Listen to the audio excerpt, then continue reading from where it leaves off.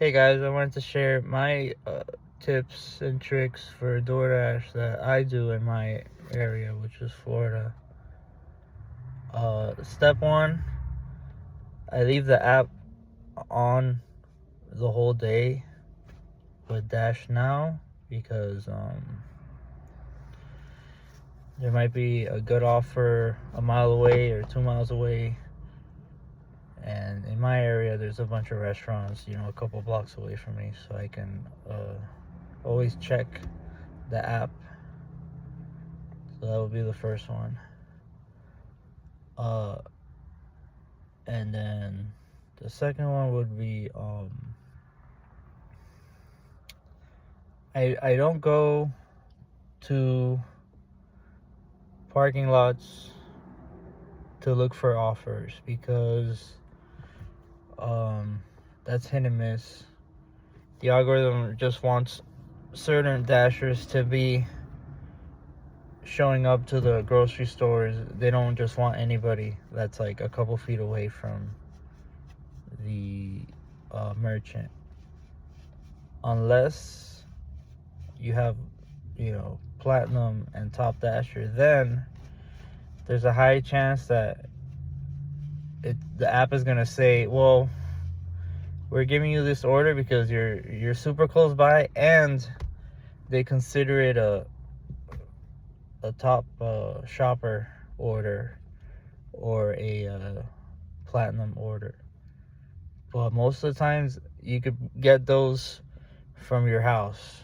It'll say this is a platinum order, and you're literally at your house just chilling or playing video games or watching movies. It'll just say this is a platinum order, so you don't have to go to a parking spot and hit decline or pause or whatever it is you're trying to do to get the better orders. Then there's a bunch of driving strategies.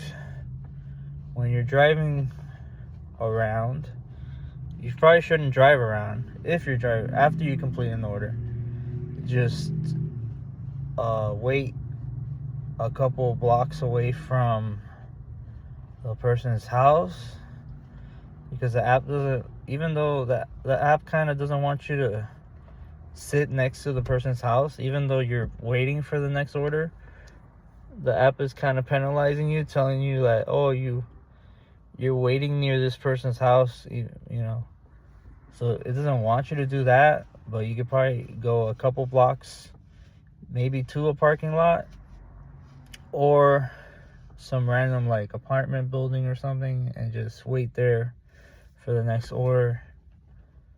And then another driving strategy, because you're trying to save gas, is make sure, because in Florida we have US 1, but in other states there's probably some highway where if you go there, you could probably go all the way to the end of the state map or whatever, and that could be the spot where most of the restaurants are.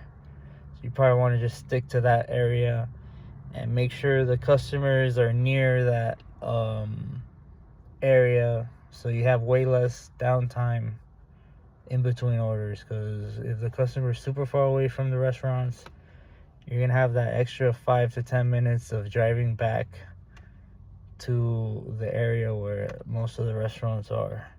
So you want to just do that, so you're always getting orders, and there's very little time because you're near the highway where there's a bunch of restaurants, or maybe it could be the street where there's a bunch of restaurants. You're always going back to the street.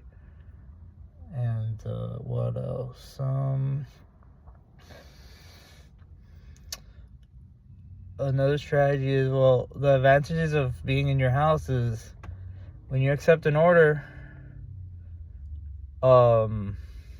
maybe it's not a good order, but maybe the restaurant's only a mile or two away as well. As long as you see the pickup time, maybe the pickup time is super far, you should probably just wait an extra 5 minutes in your house, unless it's affecting your on-time rate. But you could probably wait an extra 5 minutes to get ready and get a drink or something.